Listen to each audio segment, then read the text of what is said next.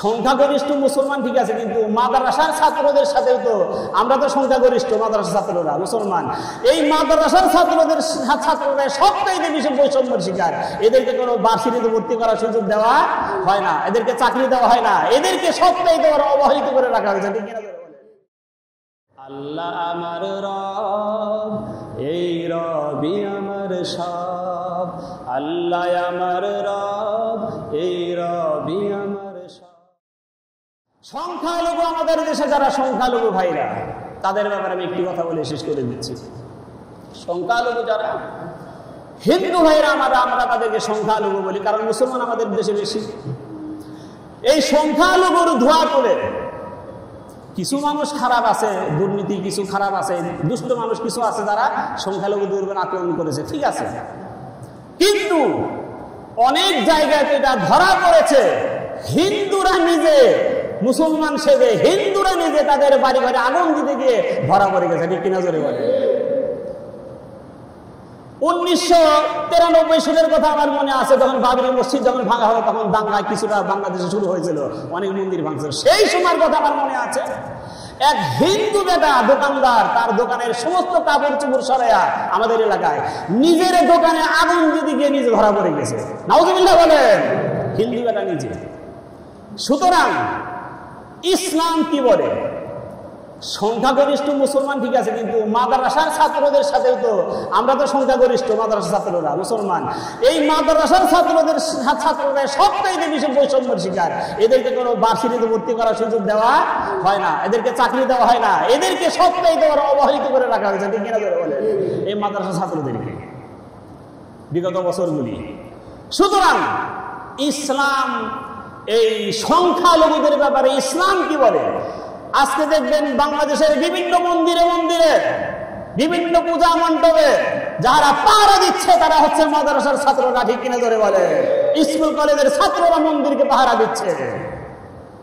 কালকে ধরা পড়ে গেছে একজন ছাত্র সেজে বিশাল একটা অস্ত্র হাতে করে নিয়ে, যারা হোন্ডা নিয়ে গাড়ি নিয়ে যাচ্ছিল হিন্দু যারা, তাদেরকে ধরে ধরে আঘাত করতেছে। মানে মুসলমানদের ছাত্রদের মুখোশ উন্মোচিত করার জন্য, তাদের দুর্নাম করার জন্য এই কাজ একজন হিন্দু বেটা করেছে। নাউজুবিল্লাহ জোরে বলে, প্রশাসনের হাতে ধরা খেয়েছে। এজন্য আমি বলি ইসলাম এই ব্যাপারে কি বলে আমি কি আপনাদেরকে বলবো? জোরে বলেন, বলবো। আল্লাহ রাসূল সাল্লাল্লাহু আলাইহি ওয়াসাল্লাম বলেছেন, সংখ্যাগরিষ্ঠ মুসলিম এলাকায় সংখ্যালঘু যারা থাকবে তারা হচ্ছে মুসলমানদের জন্য পবিত্র আমানত। সুবহানাল্লাহ বলেন না? সংখ্যাগরিষ্ঠ দেশে সংখ্যালঘু যারা থাকবে তারা হচ্ছে মুসলমানদের কাছে তারা হচ্ছে পবিত্র আমানত। এই আমানতের খেয়ানত যদি তোমরা করো, আল্লাহ রাসূল সাল্লাল্লাহু আলাইহি সাল্লাম বলেন, সংখ্যাগরিষ্ঠ মুসলমানেরা তোমরা যদি সংখ্যালঘুদের উপরে অন্যায়ভাবে অত্যাচার করো, জুলুম করো, আমি বিশ্বনবী কিয়ামতের ময়দানে আল্লাহর দরবারে ওই সংখ্যালঘুদের পক্ষ সমর্থন করে মুসলমানদের বিরুদ্ধে আল্লাহর দরবারে নালিশ দায়ের করব। সুবহানাল্লাহ বলেন না? ইসলাম বলেছে, ইসলাম বলে, আল কোরআন বলে এই কথা।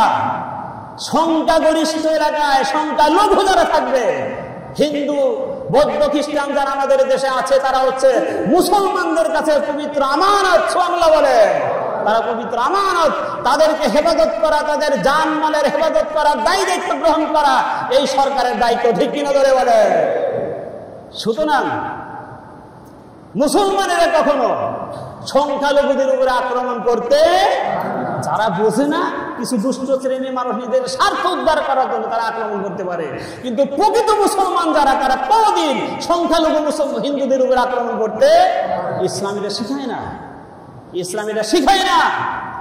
ইসলাম হচ্ছে, বিশেষ করে আমাদের বাংলাদেশ হচ্ছে সাম্প্রদায়িক সম্প্রীতি রক্ষার জন্য সারা পৃথিবীর ভিতরে বাংলাদেশ হচ্ছে একটা অনন্য দৃষ্টান্ত স্থাপন করেছে। ঠিক কিনা বলে? বাংলাদেশের সাম্প্রদায়িক সম্প্রীতির জায়গা।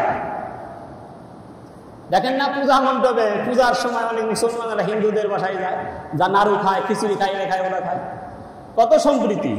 সুতরাং ইসলাম কখনো সংখ্যালঘুদের উপরে আক্রমণের কথা বলে না, বরং তাদের দায়িত্ব গ্রহণ করার কথা বলে। এই জন্য এই ধোঁয়া তুলে বাংলাদেশের ভিতরে অরাজকতা যারা সৃষ্টি করতে চায়, আপনার কি এটা মানবেন? জোরে বলেন মানবেন? সম্মানিত ভাইরা, এই জন্য আসুন আমরা যে কথাটি বলতে চেয়েছি, আল্লাহ হচ্ছে আমাদের সব, আল্লাহ হচ্ছে আমাদের আল্লাহ আমার রব, এই রবি আমার সব, আল্লাহ আমার রব, এই রবি আমার সব, দমে দমে তনু মনে তারি অনুভব, আল্লাহ আমার রব, এই রবি আমার সব, আল্লাহ আমার রব, এই রবি আমার সব। সুবহানাল্লাহ বলেন। আল্লাহ ছাড়া বন্ধু আর কেউ হতে পারে? মুসলমানদের বন্ধু আর কেউ হতে পারে না। লা তাজিদান্না আশাদ্দান নাসি আদাওয়াতাল লিল্লাযিনা আমানুল ইয়াহুদ ওয়াল্লাযিনা আশরাকু ওয়া লা তাজিদান্নাহুম আকরাবাহুম মাওয়াদ্দাতাল লিল্লাযিনা আমানুল্লাযিনা ক্বালু ইন্না নাসারা যালিকা বিআন্না মিনহুম কিসসিসিনা ওয়া রুহবানা ওয়া আন্নাহুম লা ইস্তাকবিরুন। আল্লাহ বলেন, মুসলমানদের শত্রু যারা, তাদের সাথে তোমরা বন্ধুত্ব করো না। সুবহানাল্লাহ বলেন। তাদের সঙ্গে কোনো বন্ধুত্ব নাই। খ্রিস্টান ইহুদি যারা, তাদের সঙ্গে কোনো বন্ধুত্ব হতে পারে না। আমাদের বন্ধু হবে ঈমানদার লোকেরা, কোনো মা'আস-সাদিকিন, যেটা আমি বললাম আল কোরআন থেকে, যারা ঈমানদার, যারা সাদিকিন, যারা সালিহিন, সিদ্দিকিন, শুহাদা, সালিহিন যারা, এরাই হবে মুসলমানদের বন্ধু। ইহদিনাস সিরাতাল মুস্তাকিম সিরাতাল লাযীনা আন'আমতা আলাইহিম গায়রিল মাগযুবি আলাইহিম ওয়ালাদ-দাল্লিন। সিদ্দিকিন, শুহাদা, সালিহিন যারা, এরা হবে আমাদের বন্ধু। গোমরা যারা, পথভ্রষ্ট যারা, দলিন যারা, এরা কখনো মুসলমানদের বন্ধু হতে পারে না। সুতরাং আমার ভাইরা, আমরা একটি কথাই বোঝানোর চেষ্টা করেছি, সর্বক্ষেত্রে, রাষ্ট্র পরিচালনার ক্ষেত্রে, সমাজকে পরিচালনার ক্ষেত্রে, নিজের পরিবারকে পরিচালনার ক্ষেত্রে প্রাধান্য দিতে হবে কার হুকুম? জোরে বলেন, আল্লাহর হুকুম। তাহলেই একটি সুন্দর সমাজ প্রতিষ্ঠিত হতে পারে। আল্লাযীনা إن مكناهم في الأرض أقاموا الصلاة وآتوا الزكاة وأمروا بالمعروف ونهوا عن المنكر। মানুষ যখন দায়িত্ব গ্রহণ করবেন, কোন ইসলামী সরকার যখন রাষ্ট্রীয় ক্ষমতা দখল করবেন, তখন তার প্রথমেই কাজ হবে চারটা। কয়টা করে বলেন? আকামুস সালাত এক নম্বরে কি? ওয়া আতুজ যাকাত দুই নম্বরে কি? ওয়া আমারু বিল মারুফ সৎ কাজের আদেশ, ওয়া নাহাউ আনিল মুনকার, আর চতুর্থ নম্বরে হচ্ছে অন্যায় কাজ থেকে মানুষকে বাধা প্রদান করবে। এই দায়িত্ব কার? আমার আপনার। দায়িত্ব কার ধরে বলেন? ইসলামী সরকারের, গভর্নমেন্টের দায়িত্ব এটা।